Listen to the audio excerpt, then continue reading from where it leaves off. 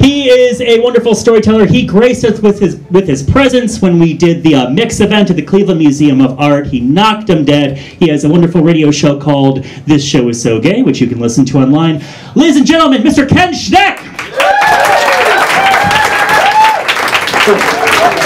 The last time I was up here was back in August, and I told a story about how I ended up one summer at a hippie retreat out in California because I was processing the demise of my marriage, in which I had devoted, at that point, 30% of my years on this planet and about 98% of my finances and a good 19% of my ethics. And the end of that story that I didn't tell was actually a promise that the retreat leader made us all make. And she tailored them to all of us, and we had to write them down on a letter and mail it to ourselves. And because no one mails things, it was real. It was real. It was a real promise. And my promise that she made me make was that the next opportunity that I had to do something, bear with me, to do something that I wanted to do, but that I wouldn't do because my ex-husband wanted me to do it, I would do it. Got it? Okay.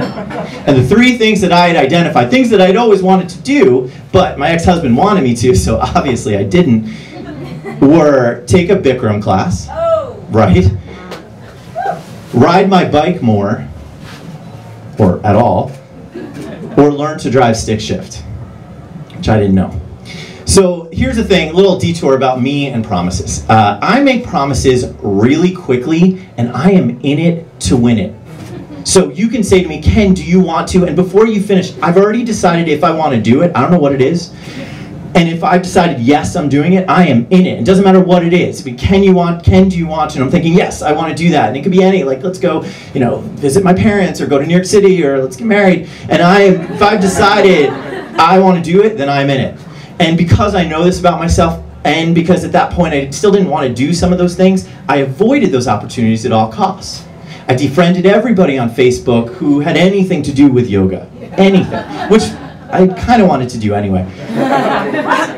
I defriended people who I knew drove stick, which I don't even think is really a thing. Like, they make cars so that you don't have to keep doing that. You just do it once and you go forward. And I avoided bike rides. Now the thing for me was I got an email. I couldn't avoid email. And I got an email. And the email said, join us for a bike ride this weekend. We still have spots available. And I know me. I said, yep, I am in it. And before I opened that email, I decided I am doing it. And that's how I committed to riding over 5 days. Yeah. The AIDS ride from Montreal to Portland, Maine.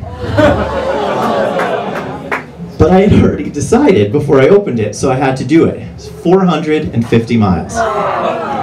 Now, I was not worried as you were for me, which we should process later, and I'm a little confused as to why you're worried about me. But I was not worried for 4 reasons. 4 reasons. Number one, I had an amazing bike. I had an amazing bike. Everybody complimented me on my bike. Like when they saw it in the living room, they're like, that's a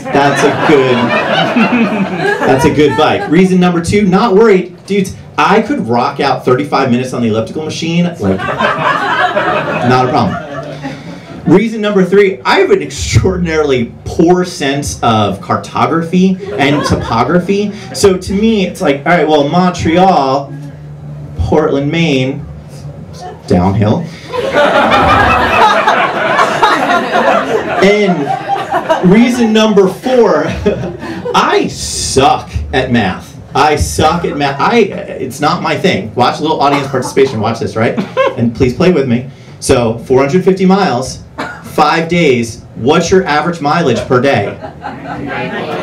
And I see you and I validate you. That was not the answer that I came up with. I had come up with significantly less than 90. I saw it more as 40 and was comfortable with that. And thus I was a little bit surprised when on day 1 I learned that I learned this the night before. Day 1, I was already in Montreal. Day 1, 113 miles.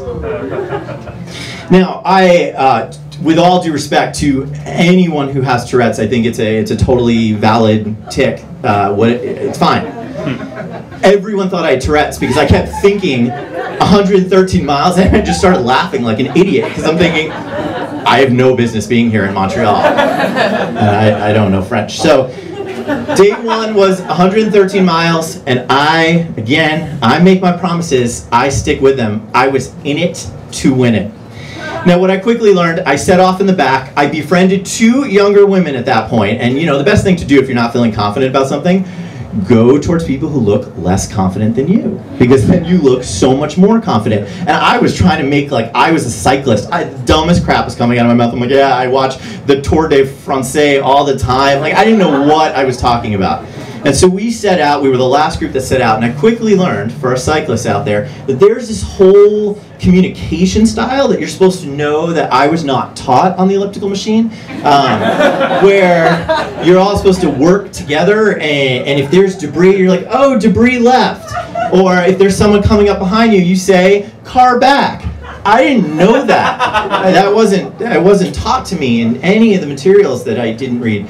And so when there was a car back, and I was always in the back, I would, of course, warn people in the front. I'm not an ass. And so I would do a narrative and be like, listen, everyone, hey, up there actually is a car approaching us from the back. It's not going too fast. The guy looks a little pissed. Kind of a cute bracelet that he's wearing, though. So, but he is coming towards us. It is on the left, coming a little bit, you know, so just beware. Car back there. Let's keep going. Go team. At the next traffic light, the oldest participant, a 70-year-old woman, came to help me, which I just thought was so sweet. And she came up to me and she said, honey. And I'm like, oh, that's sweet. Yeah, fucking car back. That's all you need to say. Which is really helpful. With 20 miles left on my 113-mile first day, I did get a flat tire. I don't know how to change one. I did have all the tools, and I have an extraordinarily winning personality. Not at all. And so I was able to talk people into helping me. And this one guy stopped and he helped me and he changed the tire. It was the cutest thing. He was explaining exactly what he was doing. He was doing this and he was taking the lever and there was an air tube. And the cutest thing ever was when I realized he thought I was listening and I wasn't. And he's like, so next time you get a flat, you're going to be able to do this. And no, that was not the case at all. That was day one. Day two. Day two was 97 miles. Turns out it's possible for 97 miles to be so much harder than 113 miles. I learned, so the cool thing about 113 miles, it was like, I was so proud of myself because I did every inch of that 113 miles. It was just really hilly. Turned out, they told me the next morning it was flat. I did not know that. I thought it was very hilly. The 97 miles, that was very hilly. Went up the hills, went down the hills, just didn't ever go down the hills, just kept going up the hills. My bike chain fell off, someone fixed it for me, I kept pedaling. The clips on my shoes broke off, someone fixed it for me, I kept pedaling. My bike chain fell off again, it can happen more than once. I thought, by the way, there's a checklist, and if you do it once, you're done for the ride. Bike chain fell off again, someone fixed it for me, I kept pedaling. I just kept going, finished that 97 miles. Now, day three. Day three was 59 miles. Here's something, 59 miles can actually feel harder than 97 or 113 miles. Each hill was the bottom of another hill. Which was bullshit. I was so angry at nothing. I was just so pissed. Now, the weird thing was, I brought my car with me and they used my car on the event. So I'm going up a really steep hill and it's really hot out and it's like a mirage. You're like, oh God, it's like my car just went, that is my car! And your car goes by you. They don't stop to pick you up. The other thing about these rides is that when you're out there by yourself and you're doing long mileage, you have to say, I urge you, if you walk away from this story knowing bike safety, that's weird, but great.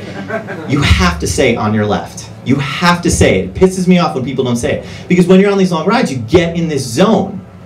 And when someone just pops up next to you, it's really scary. So you have to say on your left. Well, I was with these two women, the two young women. We were together the whole time. And these three people, two guys and a girl, just kept passing us. And they kept not saying a word, and it was really scary. So we labeled ourselves Team USA, because come on. And we labeled them Team Germany, because they weren't saying on your left, and obviously they were fascist. That was no question. Well, that night, we actually, the only 3 seats left at the table for the last 3 people in the camp were with Team Germany. It was the most amazing display of international unity that you guys have ever seen. Team USA, Team Germany, together were inseparable for the rest of the ride, which distracted me from day 4, which was 106 miles. Now, the thing about 106 miles is that, for me, I had to look down and just find another gear. That's not a metaphor. I actually found 3 gears that I didn't know that I had, which make things easier. I did not know this. People are like, oh no, you have a granny gear, which they said is supposed to be offensive, but I'm like, woo, I have a granny gear. And I was really excited, and I was really feeling the zen, and you would think, because it's such a community ride, that I found these 3 gears and I would help other people and I would go buy them, and I didn't. I would go buy them, and instead of saying, you guys are doing so great, I had found these 3 gears that made it easier, so I'm like, later, bitches. And I was really happy about those 3 gears. Day 4 ended, I swear to you, and I wrote this down because this is actually what happened. Day 4 ended the camp. I passed out in a tent, we all had tents, in a trailer park on Luau weekend in rural Maine. That's actually what happened. That set me up for day 5. Day 5 was only 50 miles. Very bittersweet. I had developed a crush on, there were 2 men on Team Germany, and I didn't tell my parents, because the last thing you want to tell your Jewish parents is like, oh, I love Team Germany. We're still very sensitive. And it happened, in case you know. So I developed a crush on the one guy from Team Germany. It did not matter to me. It didn't factor into my crush that the other guy in Team Germany was his fiance. That wasn't a part of my narrative. That was not a part of my reality. I will say, as a side note, they did invite me to their wedding the next summer, and I would say it had almost nothing to do with me. They canceled that wedding the day before. So, it's very little to do with me. That day 5 ended. We did our closing ceremonies. If you've never done one of these rides, a multi-day event, I urge you to do it. It really was an incredible experience. I had made this promise. I followed through on this promise. This weird thing happened in closing ceremonies where I swear to you, everybody was with a significant other, which I knew that some of the people on that ride were single, but I feel like I was one of the last people into Portland, and I think they were giving out partners at the finish line, and they ran out, and I'm like, oh, that sucks. And so it was really bittersweet for me, and I was a bit of a mess. Where the promise ended up with me was just a lot of pedaling. I know that there's some metaphors in here. A few years later, we're 3 years later from this now, I know there's metaphors about fixing a flat. I know there's some metaphors about going forward. I know that there's some metaphors about climbing all those hills. I don't exactly know how to apply them to my life yet, but I do know that I keep on pedaling. Thank you.